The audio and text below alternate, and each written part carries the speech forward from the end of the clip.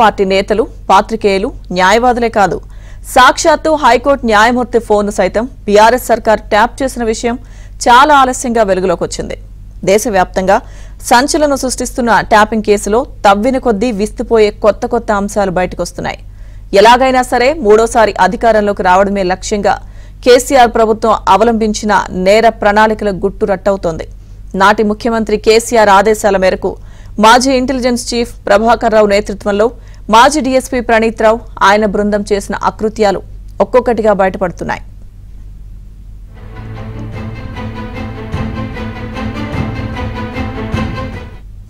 అప్పట్లో తాము తెలంగాణ హైకోర్టు న్యాయమూర్తి జస్టిస్ శరత్ కాజా ఫోన్లను కూడా ట్యాప్ చేసినట్టు ఇంటెలిజెన్స్ అదనపు ఎస్పీ నాయని భుజంగరావు తన నేరాన్ని అంగీకరిస్తూ ఇచ్చిన వాంగ్మూలంలో పేర్కొన్నారు. ప్రభుత్వానికి సంబంధించిన కేసులతో పాటు బీఆర్ఎస్ పార్టీ కీలక నేతల కేసులు ఆయన వద్ద ఉన్నందునే ఆయన ఫోన్ కాల్స్ పై నిఘా ఉంచామని భుజంగరావు వివరించారు. సరైన సమయం చూసి అవసరాలకు అనుగుణంగా ఆయన్ను ప్రభావితం చేయడం కోసం ఆయన వ్యక్తిగత జీవితం, ఇతర అలవాట్లు ఫోన్ ట్యాపింగ్ ద్వారా తెలుసుకునేవాళ్లమని వెల్లడించారు.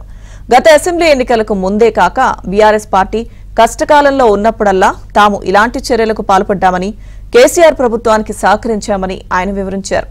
మునుగోడు ఉప ఎన్నికల్లో బీఆర్ఎస్ విజయం వెనుక తమదే కీలక పాత్ర అని స్పష్టం చేశారు.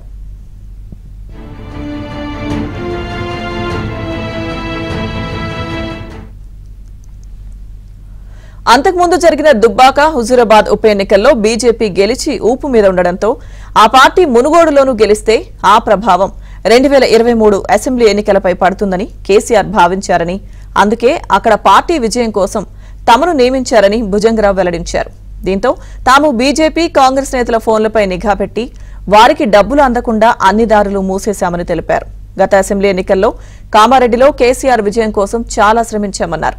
అక్కడ కాంగ్రెస్ నుంచి పోటీలో ఉన్న రేవంత్ రెడ్డి సోదరుడు కొండలరెడ్డి ఫోన్ను, ఆయన కుటుంబ సభ్యుల ఫోన్లను ట్యాప్ చేశామని తెలిపారు. బీజేపీ అభ్యర్థి కె వెంకటరమణారెడ్డి పైన ప్రత్యేకంగా నిఘా ఉంచామన్నారు. దీనికోసం ప్రణీత్ రావు కేఎంఆర్ పేరుతో వాట్సాప్ గ్రూప్ ప్రారంభించారన్నారు. కేసీఆర్ విజయానికి మేము అంతగా శ్రమించినా ఆయన అక్కడ ఓడిపోయారని భుజంగరావు వివరించారు. అసెంబ్లీ ఎన్నికల్లో ప్రతిపక్షాల ఆర్థిక వనరులను గుర్తించి స్వాధీనం చేసుకోవడమే లక్ష్యంగా పోల్ 2023 పేరుతోనూ ప్రత్యేకంగా వాట్సాప్ గ్రూప్ ఏర్పాటు చేసుకున్నట్టు చెప్పారు.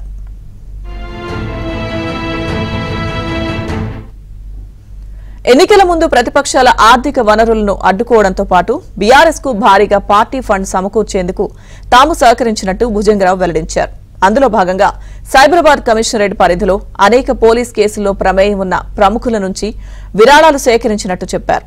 రియల్టర్ సంధ్యా శ్రీధర్రావు 15 కోట్లు విరాళం ఇవ్వగా అందులో 13 కోట్లతో బీఆర్ఎస్ కోసం ఎన్నికల బాండ్లు కొనుగోలు చేయించామని తెలిపారు. యశోద ఆసుపత్రితో పాటు మరో ప్రముఖ ఆసుపత్రి నుంచి అసెంబ్లీ ఎన్నికలకు ముందు బీఆర్ఎస్ కు పెద్ద ఎత్తున పార్టీ ఫండ్ అందిందన్నారు. ఇక ఎన్నికల ముందు బీఆర్ఎస్ నేతల ఆదేశాల ప్రకారం టాస్క్ ఫోర్స్ వాహనాల్లో డబ్బులు తీసుకువెళ్లామన్నారు. సైబరాబాద్ కమిషనరేట్ పరిధిలో తీవ్ర నేరారోపణలు ఎదుర్కొంటున్న ప్రముఖులను గుర్తించి ప్రభుత్వానికి పార్టీ ఫండ్ ఇవ్వాలంటూ వారిపై ఒత్తిడి తెచ్చామన్నారు.